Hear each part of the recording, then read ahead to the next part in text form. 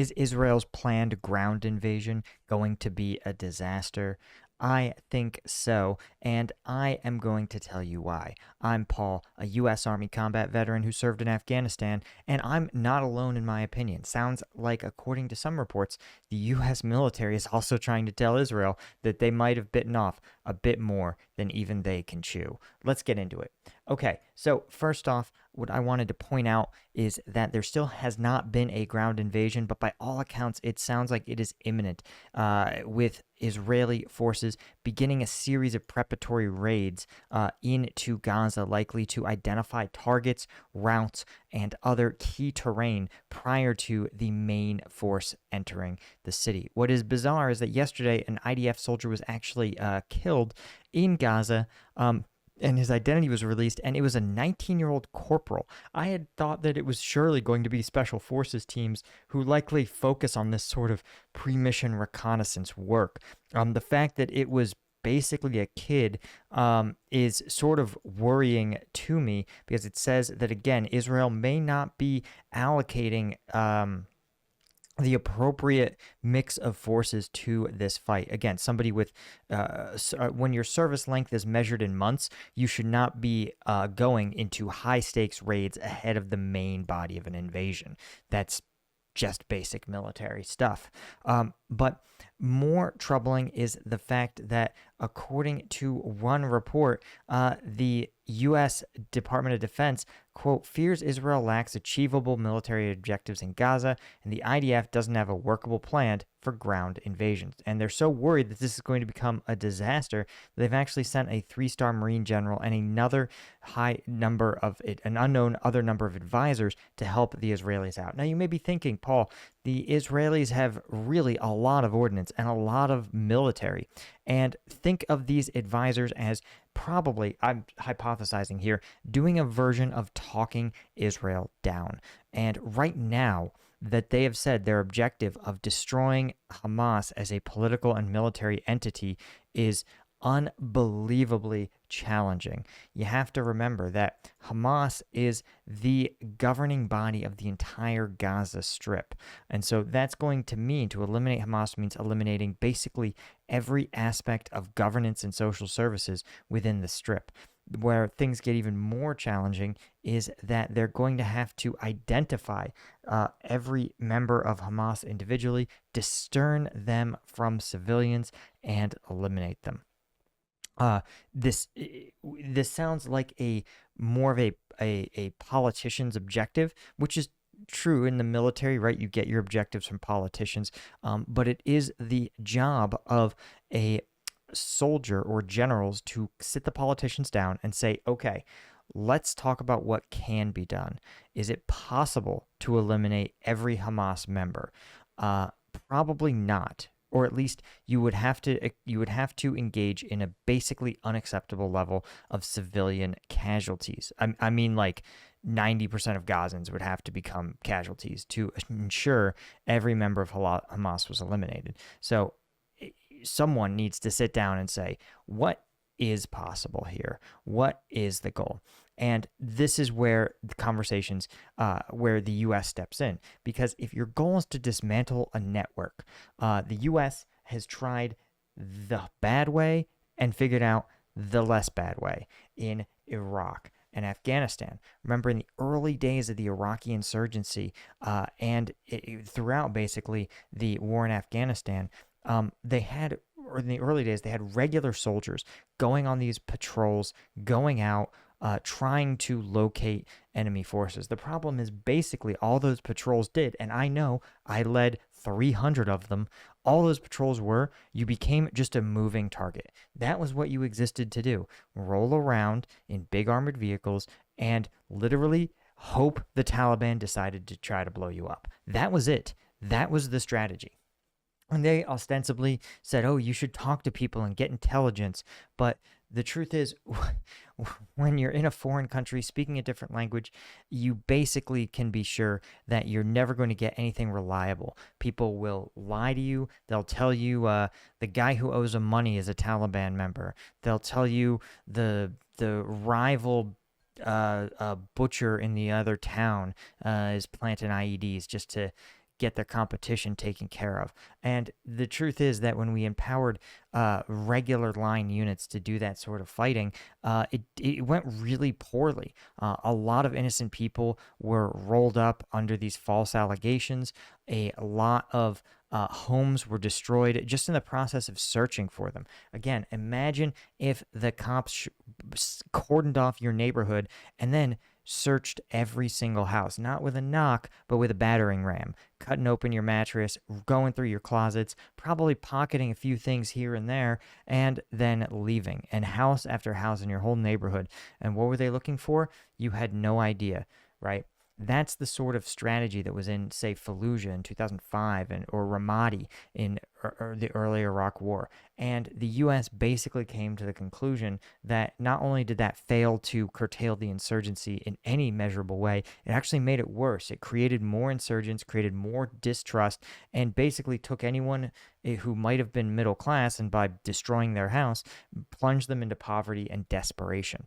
So that's not the winning strategy, but it seems like that's the strategy that Israel is getting ready to pursue. I mean, you can see the pictures here of the level of tanks, right? This is not a surgical operation, okay? This is a massive, massive scale operation, and it's tanks cannot. Think about it. Hamas is just the governance. Right? The government, they're more than the governance. They're also a terror organization, but they're a decentralized terror organization operating as small independent cells. What is a tank going to do? Like, think about it for a minute. Imagine you were a 3 to 5 man Hamas cell. If you saw a tank, you would just drop your stuff and you would walk away. You wouldn't wear a uniform. You would just be in civilian clothes. You just put down your weapons and you'd skedaddle out of there. You wouldn't fight the tank, right? You might launch like hit and run type attacks, but this is not a way to dismantle Hamas. This is simply creating an environment with a lot of targets that aren't going to do anything, right? Now here's the contrast, right? In Afghanistan and later in the Iraq War, the U.S. began to rely a lot on its intelligence apparatus and its special forces teams. And its special forces teams got really good at dismantling networks. What they would do is they would find one dude who planted a bomb, right? And then they would track that dude to his house. And at night, the teams would do a raid. They would not kick down his door, zip tie him, right?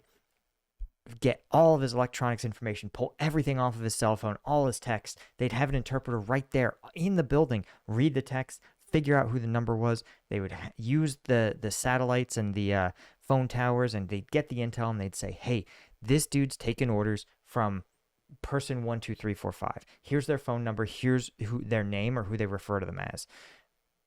That intel would go to a central a targeting cell is what they called it, which is just a bunch of analysts with a lot of, very advanced intel systems. And those analysts would say, we know where this guy lives. Here's your next target. Those special forces teams would go, either they'd go back to base, get more ammo, and go back out later that night, or another team would be on standby and would get the orders. Hey, here's your target. Then they'd flip the same guy and work their way up the network until they got to high level leadership. All right. And because they were doing it with intelligence, surgically, getting people pinging their cell phones with GPS, gathering intel. But here's the thing, it's not fast. You're not going to do it in 90 days, right? It takes time to dismantle these networks. They get smarter and they become harder to detect, right? But once you it's hard to grab that first thread and pull it all the way. But that was a vastly better strategy.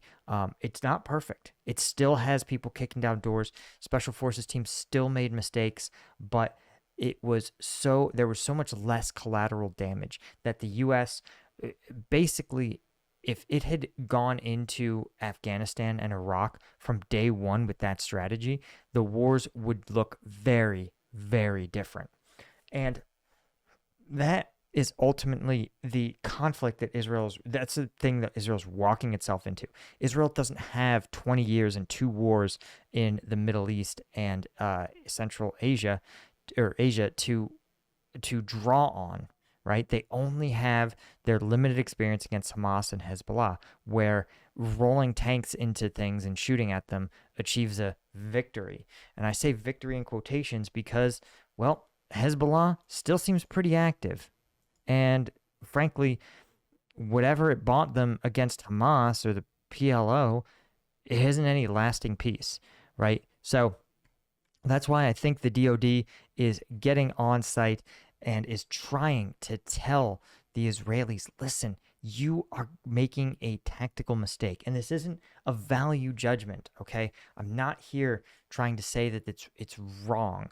I'm saying that the plan they seem to be preparing to execute is not one that is going to be effective at achieving their objectives. And they don't know this because they haven't spent 20 years, as the United States military has, including your boy here, running things the wrong way. And then eventually, when the wrong way has completely exhausted itself and dug you into the deepest possible hole, then the United States military finally decided to do a little innovation. So listen, let's take a look at the map here of northern Gaza. And I want you to understand just how useless these tanks are going to be. You can see here, there's a lot. And let's get a second map up here. Let's try to get our friends at Google Maps. They're not my friends. I don't know anybody in Google. But right, we've got this here. Okay. So you can always count on Google for some quality stuff. And let's try to see if we can get yeah, there we go, baby. Satellite maps of Gaza. First off, you can see the Gaza fence has this large, what's called standoff distance here. But then you get inside the Gaza Strip, and you see there's some farmland, tanks, light infantry forces. You got to understand that the Israeli military could have two orders. The first is shoot on sight. Right? The Israeli military could say, hey, if you're not a bad guy, you need to leave Gaza because all civilians will be targets. Guess what? There's not a lot of civilians. Every time military throughout history has given that order, a lot of civilians don't get it. Language barriers, skepticism, stubbornness, communication barriers. So the tanks could roll in with orders of, you see a farmer on a farmland, take him out. That is a war crime. The other option is to say you've got to find hostiles, right? Military-age men in possession of a weapon, perhaps. Maybe they have some kind of database that they can reference for known Hamas members. But good luck. What are you going to do? Drive the tank in, stop it at the first farmer you see and talk to him, search his house? Again, the tank's not clear what they're going to do. But then you get out of the farmland, right? And then you get into the urban areas. Think about it. Now imagine you have to clear this house and this house and this house. I remember when you clear a house in a city, you can't just clear it and then be done.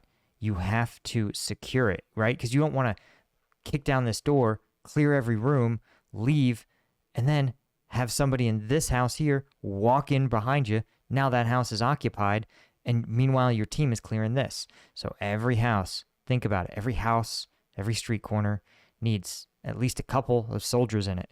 And you see how with 300,000 soldiers, I'd assume about a third of those soldiers are going to have jobs like fixing the tanks, moving the rounds up and down range, driving the trucks, being the targeting cell, communication satellites, running all sorts of stuff. So assume only a third, about 100,000 troops, are actually running it. But remember, holding this chunk of buildings, you would basically need a squad to camp there. And this is going to take another squad and another squad. Look at this. Look at these buildings. This is more than a squad. This is like a platoon or a company it's going to take just to clear it. And then you got to hold it. You got to not let anybody sneak in behind your forces. And then you got to go south again. And you got to do it again. And remember, if you go south, even if you cleared this block, when you go south, you've got to have somebody stay here to make sure that, again, if Hamas is in this block, they don't just head up, around, and move into those buildings that are empty. So you've got to just clear it again and again and again and again forever. Just look at it. Just drink it in, guys. 300,000 soldiers is a drop in this bucket. How are you going to solve it? How are you going to know? Look, there's what, a 10,000 people in just this block? 50% of them are men. You have a list of every Hamas member. How are you even going to know who they are? Everybody's going to lose their IDs. I know. I've done it. I was literally in it where they were like, you got to get biometrics on everybody. They were like, people would give you, they would be like, what's your name? They'd be like, my name is you know, uh, they'd be like, oh, it's Muhammad or whatever. It's like you would get the most generic, unhelpful stuff. They'd say they were their brother, and you'd be like, you're not. That's your brother. He's like, oh, that's my cousin, right? You're gonna check everybody's ID here. You're gonna check them against a database of known Hamas members. Is that database even up to date, or are you just gonna arrest every military age male? And if you do, where are you gonna put them? Where are you gonna feed them? You're gonna arrest 3 million people? Like, this doesn't make any sense. Nothing in a ground invasion here makes one lick of sense. And trust me, the air campaign doesn't make much sense. Just glassing buildings, militarily not really achieving the objectives. It's just punishing civilians. And this is just going to be grueling. You're just going to see Israeli kids getting smoked here. I promise you. I know it, right? Because you have to remember that Hamas is trained by the Iranians, and the Iranians, their Revolutionary Guard, their Quds, those guys, they trained the Taliban, they trained the Iraqi insurgents, they equipped them, they know what works, they have tools, they have weapon systems you can build in a garage that will destroy a tank. It will cut through the armor like butter, right? That's why the U.S. stopped using tanks. They were getting sliced in half by weapons that the Iranians taught the Iraqis to make in a garage.